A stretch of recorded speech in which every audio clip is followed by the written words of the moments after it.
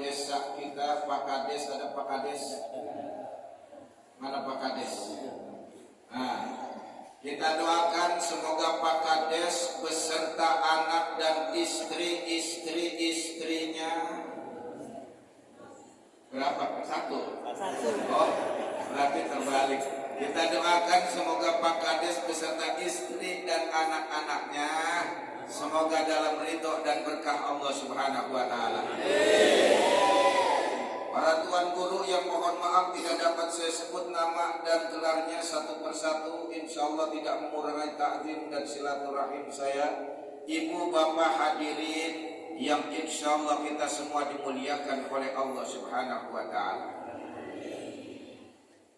Lembaga Kesehatan Dunia WHO atau yang kita kenal dengan WHO merilis sebuah survei bahwa di antara penduduk dunia ada 300 juta manusia yang mengalami depresi.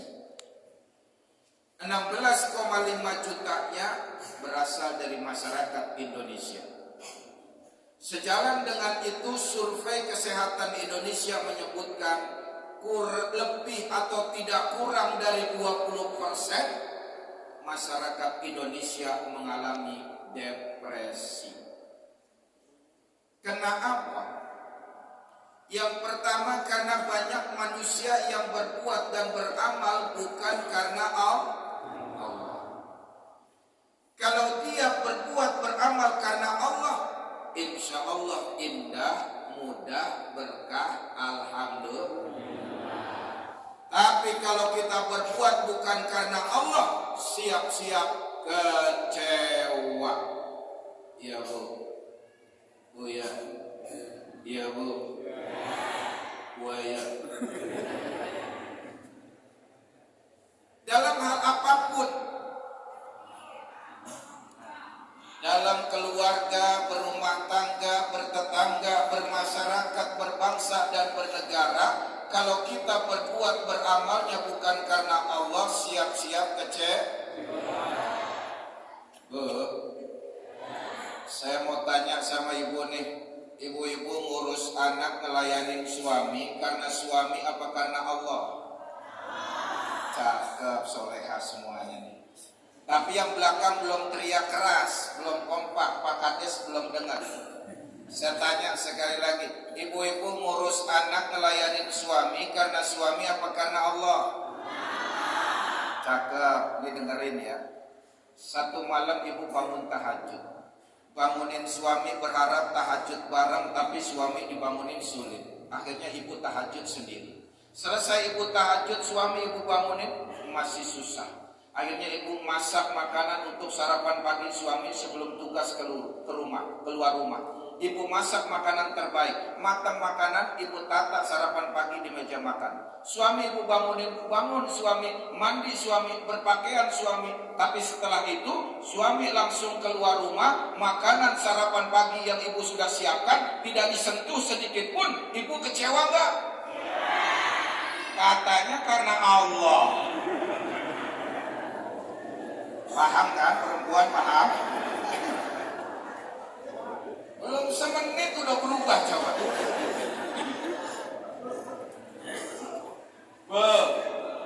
Bu, kalau karena Allah tetap alhamdulillah. Kok alhamdulillah Pak Ustaz? Alhamdulillah saya jadi bisa berbagi makanan ke tetangga. Alhamdulillah saya jadi bisa sedekah makanan ke orang lain. Mudah-mudahan suami saya di luar dapat makanan yang lebih baik dan berkah. Alhamdulillah.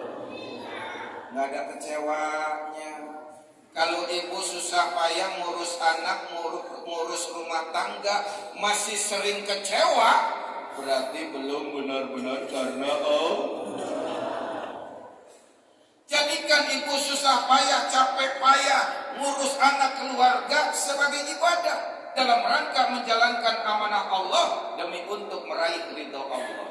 Kalau suami anak ibu ridho, alhamdulillah. Kalaupun mereka nggak ridho, nggak apa-apa. Yang penting Allah ridho. Kalau Allah sudah ridho, insya Allah Allah buat suami anak ibu ridho semuanya. Amin ya robbal. Ustaz, istri mah bagaimana suami Ustaz? Suami rusak, istri pecat, suami brengsek, istri nakal, Pak Ustaz. Bu, apa ya begitu, Bu? Apa ya begitu? Tidak. Istri nggak bergantung suami. Coba lihat Nabi Nuh, seorang hamba yang sangat soleh, seorang nabi, berdakwahnya saja 950 tahun, punya istri kafir. Lihat Nabi Lut, hamba yang sangat soleh, seorang nabi, punya istri kafir. Tapi sebaliknya Fir'aun, ibu kenal Fir'aun? Umurnya berapa nih orang?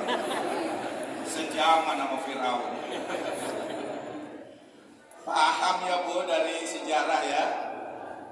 Sebaliknya Fir'aun raja kafir ngaku Tuhan, punya istri sangat soleha. Sayyidah Asyah saking ridhonya punya suami Fir'aun, saking ikhlasnya ngurus anak rumah tangga Fir'aun, turun ridho Allah, surga jaminannya. Alhamdulillah. Emang ibu-ibu di sini ada yang suaminya Fir'aun? Kalau nggak ada suaminya bukan Fir'aun, kenapa galau, kenapa resah, kenapa ribut terus? Tapi Pak Ustadz, suami saya udah nggak ada kebaikannya sama sekali, Pak Ustadz. Masya Allah. Kalau Fir'aun mungkin udah nggak ada kebaikannya. Selama suami ibu bukan Fir'aun, meskipun banyak kekurangannya, pasti tidak sedikit kelebihannya. Alhamdulillah. Assalamualaikum. Ibu-ibu makanya kalau bangunin suami subuh atau tahajud susah, ada caranya. Jangan cuma pakai mulut. Kalau cuma pakai mulut ledes, suami makin pulas. Bagaimana caranya Ustadz? Nih, kalau suami ibu susah dibangunin subuh atau tahajud, ibu pencet jempol kakinya agak keras. Nanti muka kita ketendang, Ustaz. Muka jangan dekat kaki. Di banyak keterangan, setan jin sembunyinya di jari-jari kaki. Jadi kalau suami ibu susah dibangunin subuh, ibu pencet jempol kakinya agak keras. Belum bangun juga, Pak Ustaz. Kalau gitu naik sedikit, pencet betisnya, Bu. Agak keras pencet betisnya. Masih belum bangun, Pak Ustaz. Kalau gitu naik sedikit, pencet pahanya, Bu. Agak keras pencet pahanya. Pak Ustaz, kenapa? Belum bangun juga, Pak Ustaz.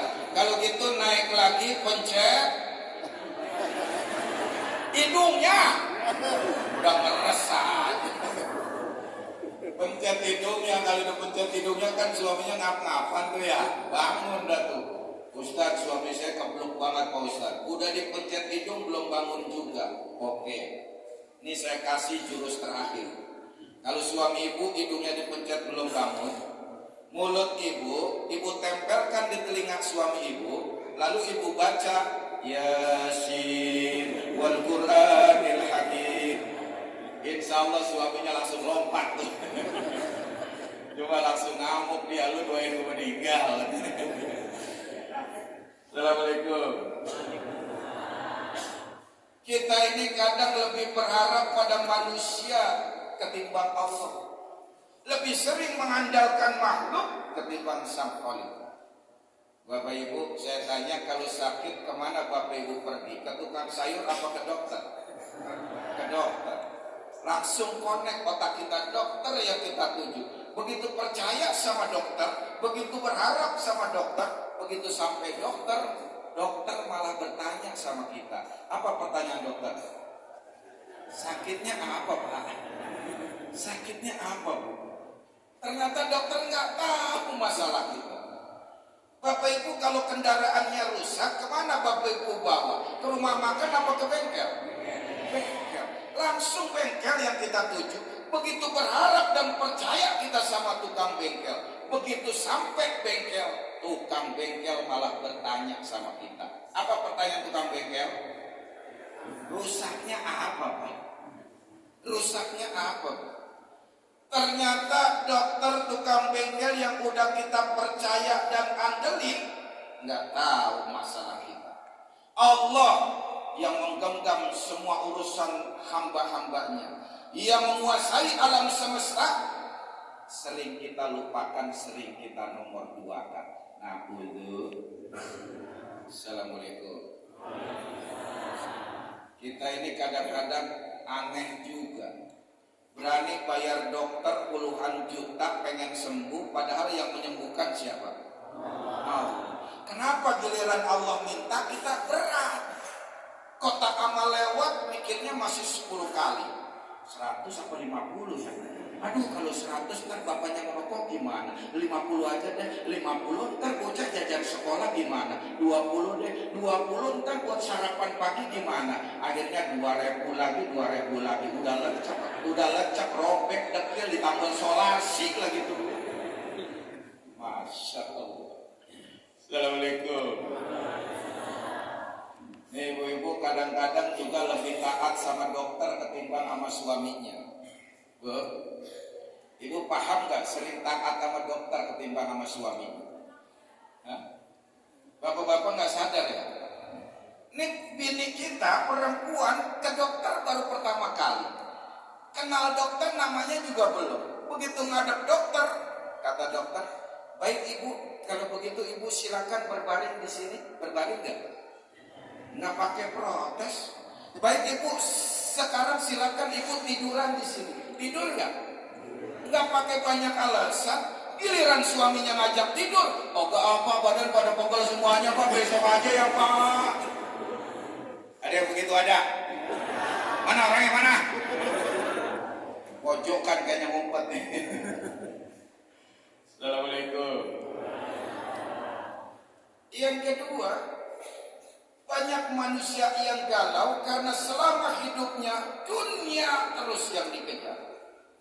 Mati-matian kejar dunia, sibuk menyiapkan hidup enak, tapi lupa menyiapkan mati enak. Hidup enak terus yang dikejar, padahal dia yang diperintahkan adalah bagaimana menyiapkan mati enak. Dunia terus yang dikejar, padahal dunia kalau dikejar tidak akan dapat. Meskipun dapat, tidak akan banyak. Sekalipun banyak, tidak akan puas. Sekalipun puas, hanya sebentar, tidak akan lama. Kerja keras, banting tulang, lupa ngaji, lupa sholat, lupa ibadah. Sukses barangkali usia 50-60 tahun. Kalau kita ngereken usia Rasul, kita nikmati cuma 10-5-3 tahun doang. Tapi kalau akhirat yang kita kejar, pasti dapat. Bukan hanya dapat, pasti banyak. Bukan hanya banyak, pasti puas. Bukan hanya puas, selamanya kita nikmati dari dunia sampai akhirat. Alhamdulillah. Oh berarti Ustadz orang gak boleh kaya Pak Ustadz? Oh silakan kayalah sekaya-kayanya. Oh berarti orang gak boleh sukses Pak Ustadz? Boleh, monggo. Sukseslah sesukses-suksesnya. Tapi hendaknya kekayaan dan kesuksesan kita harus kita gunakan seluas-luasnya, sebesar-besarnya di jalan Allah dalam rangka meraih ridho Allah. Insya Allah. Assalamualaikum. Bu, masih hidup. Alhamdulillah. Karena kita hidup di dunia ini cuma sebentar. Kampung halaman kita akhirat. Kita musafir di sini. Rasul menggambarkan hidup di dunia seperti musafir di tengah jalan, mampir sebentar, berteduh di bawah pohon, lalu melanjutkan perjalanan lagi. Berteduh di bawah pohon itulah kita hidup di dunia sebentar. Kampung halaman kita akhirat. Dulu kita Bapak Ibu, waktu sekolah SD, guru kelas masuk ngasih pengumuman. Anak-anakku sekalian, hari ini karena ada rapat Dewan Guru mendadak, jadi sekolah libur, adik-adik boleh pulang semuanya. Senang gak? Senang gak? Kenapa? Karena boleh pulang. Kemarin kita Idul Fitri ada tradisi mudik pulang kampung kita. Ada yang ke Jawa, ke Jambi, Sumatera, Palembang. Mudik pulang kampung kita. Senang gak? Kenapa? Karena pulang kampung. Nah satu saat nih ceritanya, datang ke rumah bapak ibu, malaikat Israel ngajak pulang kampung ke akhirat. Kira-kira seneng gak? Dalu. Dibilang seneng takut besok. Kenapa pulang yang satu ini kita rada berat? Karena kita merasa belum cukup bekal. Kita pulang ke Jawa saja seminggu bekal kita segunung, benar ya? Ini pulang ke akhirat perjalanan panjang, 13 terminal harus kita lewati, baru 3 yang kita lewati. Terminal ruh, terminal rahim, terminal dunia. Masih ada terminal barzah, terminal kiamat dan seterusnya. 13 terminal perjalanan sangat panjang. Kalau ada yang kurang kita nggak bisa balik lagi. Maka bekal kita harus sebanyak-banyaknya. Yang saya khawatirin, boro-boro menyiapkan bekal yang banyak, pakaian pulang kampung ke akhirat saja belum ada yang punya. Namanya kain kafan, dipakainya kafan. Bapak, kita pulang mudik seminggu aja pakaian kita 3 koper, benar nggak? Seminggu 3 koper pakaian kita. Ini perjalanan ke akhirat sangat panjang. Maka masa pakaian cuma 3 helai 5 helai belum kita punya. Jangan sampai kita pulang ke akhirat pakai pakaian kain kafan boleh ngutang. Jangan sampai kain kafan kita dari harta yang subhat apalagi haram. Assalamualaikum. Tempo hari waktu kita ke Papua, di Bandara Internasional Soekarno-Hatta, sebelum boarding di ruang tunggu saya ketemu Aibda Suyono. Ngobrol-ngobrol terakhir dia tanya, Ustadz, kenapa? Tahu nggak isi ransel saya Pak Ustadz? Oh bahan makanan mungkin? Bukan Pak Ustadz. Perbekalan? Tidak. Terus apa dong? Di ransel saya ini Pak Ustadz ada kain kafan untuk saya. Kok bisa? Karena saya nggak tahu di Papua mana, daerah mana saya gugur tewas dalam tugas Pak Ustadz. Di bumi Nusantara mana saya tewas dalam tugas Pak Ustadz. Tapi insya Allah kapan dan dimanapun saya gugur, saya sudah redho dan saya sudah siapkan kain kafan saya dari harta terbaik saya Pak Ustadz. Masya Allah. Untung dia nggak tanya saya, Pak Ustadz udah punya belum? Maka beli kesempatan kita dikasih waktu dan mumpung punya harta yang halal, siapkan kain kafan kita. Karena ini pakaian yang pasti kita bawa ke akhirat nanti. Makanya Pak, saya ingetin ya, besok-besok kalau istrinya ulang tahun, hadiahkan kain kafan. Kalau istrinya soleha pasti nangis Pak. Ya Allah suamiku selama ini aku mikirnya duit, terus engkau telah mengingatkanku akan kematian. Terima kasih ya suamiku, selama itu aku mengejar dunia terus, engkau telah mengingatkanku akan akhirat. Terima kasih suamiku, tolong kalau aku meninggal dunia duluan kau redo ya suamiku. Kata suaminya dalam hati, gua redo banget. Assalamualaikum. Beli kain kafan kita. Untuk apa? Taruh di lemari pakaian kita. Supaya apa? Ibu setiap pagi begitu habis mandi mau ganti pakaian, dibuka lemari pakaian, yang dilihat pertama kali kain kafan. Tuh kain kafan nasihatin ibu tuh. Rodia. Ada Rodia di sini. Jangan sombong lu Rodiah sama tetangga. Lu mati, tetangga yang mandiin. Masya Allah. Besok bapak-bapak pagi habis mandi mau ganti pakaian, dibuka lemari pakaian, yang pertama kali kita lihat kain kafan Pak. Tuh kain kafan nasihatin kita Pak. Udin peta. Ada Udin sih Udin. Mohon maaf Bang Udin ya. Jangan sombong lo Din sama tetangga. Lu mati tetangga yang ngafani, yang nyolatin, yang nguburin. Masya Allah. Assalamualaikum. Dapat seminggu 2 minggu, ibu buka lemari pakaiannya, ambil kain kafan, dipakai disedengin, takut ukurannya nggak pas. Kalau bisa pakai pocong-pocongan diikat di sini nih. Selfie dah selfie. Sekarang kan musim selfie. Selfie pertama mulut terbuka mangap, mata melotot mendelik, rambut bercekir acak-acakan. Selfie yang kedua lagi tersenyum indah, wajah berseri. Apa maksudnya? Yang pertama foto mulut mangap terbuka, mata melotot, rambut acak-acakan, wajah serem.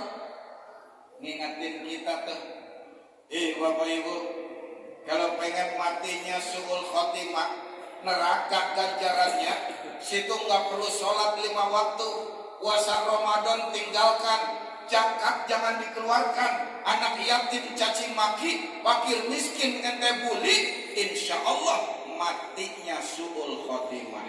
Nah udah. Tapi yang lagi tersenyum indah, wajah berseri, ngingetin kita, ngasih motivasi kepada kita. Bapak Ibu, kalau ingin matinya husnul khotimah, surga ganjarannya, sholat 5 waktu jagain, puasa Ramadan kerjakan, zakat tunaikan, anak yatim cintai, fakir miskin sayangi, janda tua sedekahin, janda-janda muda awini.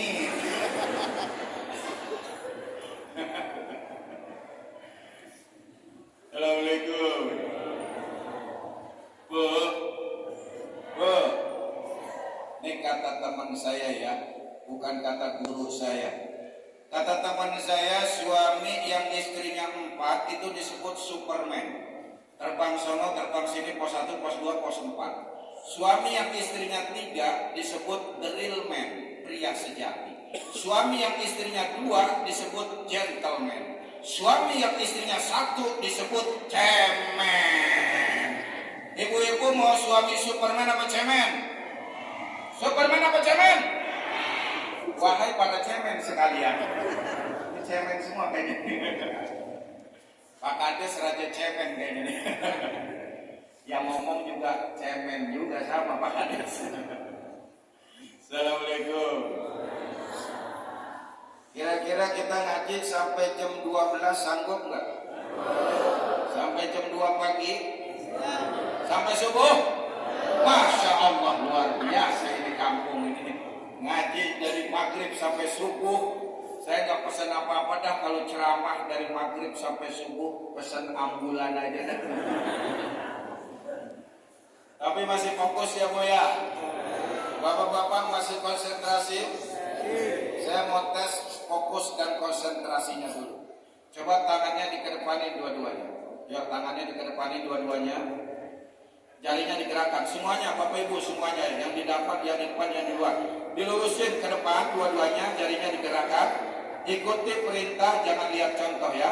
Dikatasin, dikedepanin lagi, dikatasin lagi, jarinya digerakkan yang cepat, pegang dagu, pegang dagu, pegang dagu,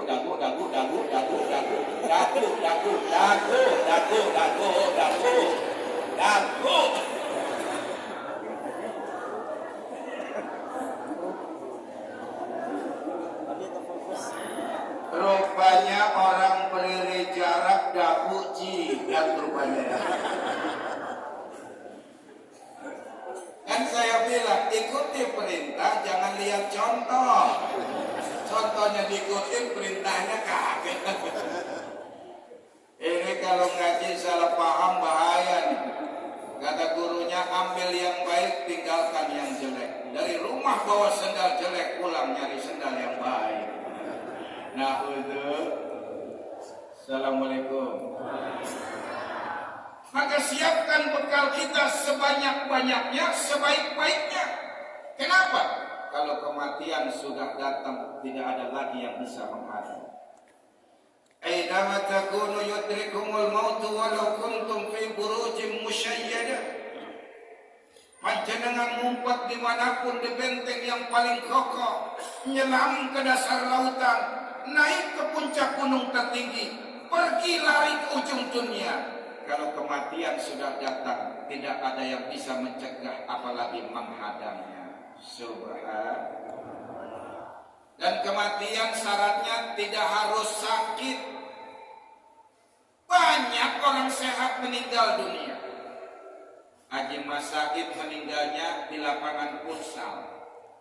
Mas Karyo pelawak meninggalnya lagi main futsal.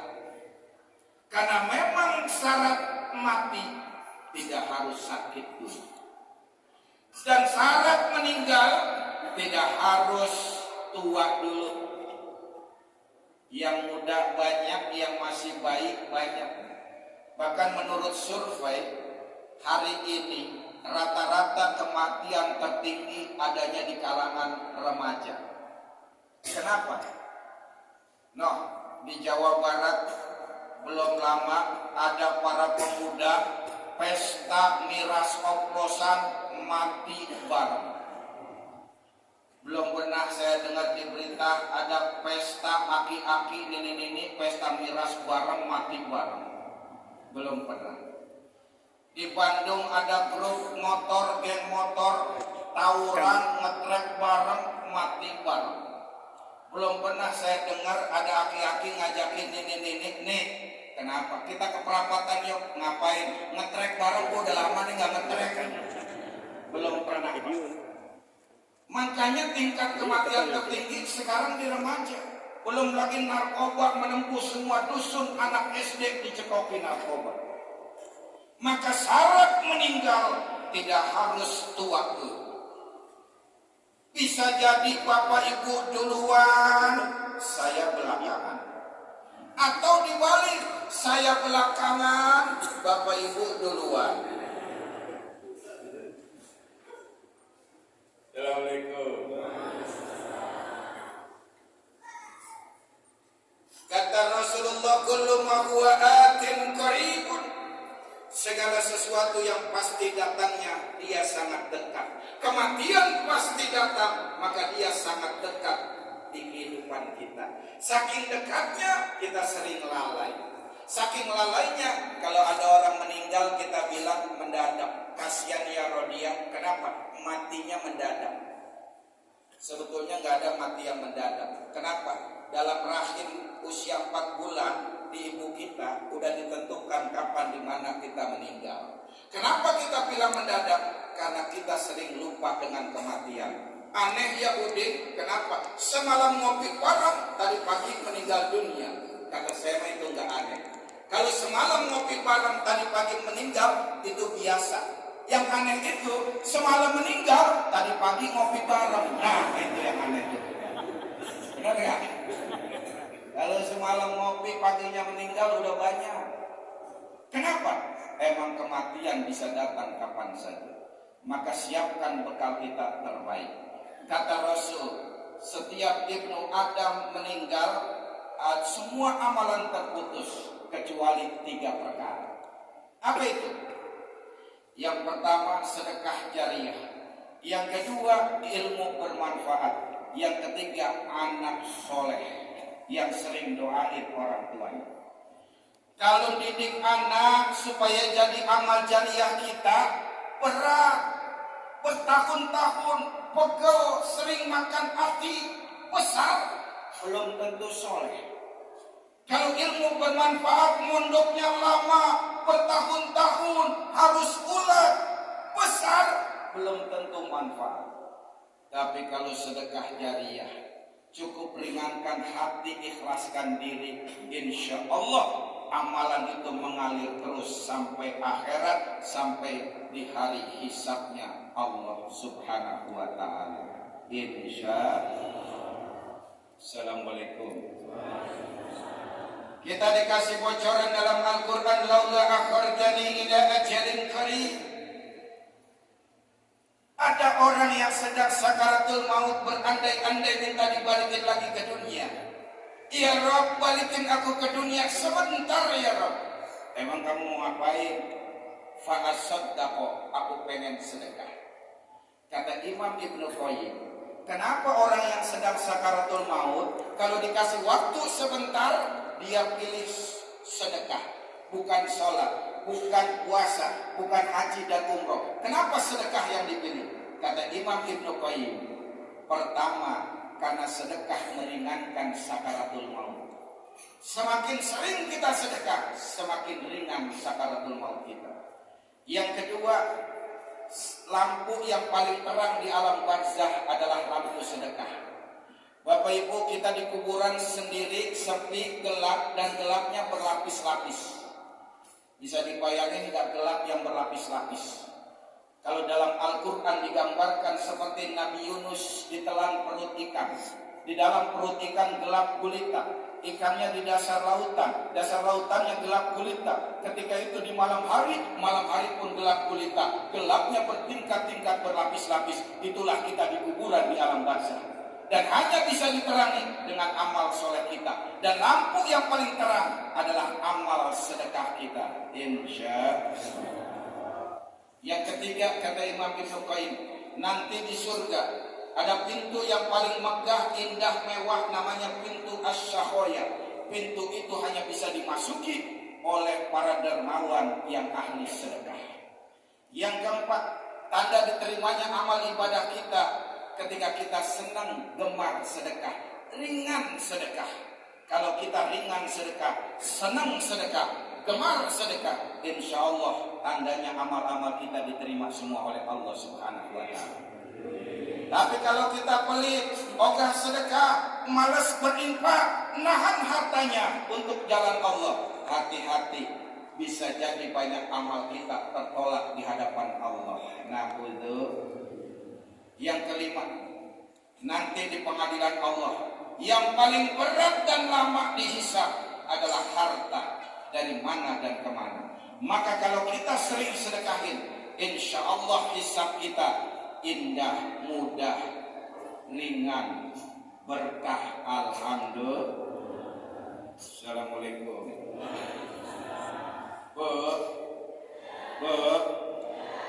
Kalau ibu ngumpulin uang terkumpul 20 juta, kemudian ibu sedekahkan 2 juta, yang dibawa sampai akhirat yang 2 juta apa 18 juta? Pintar.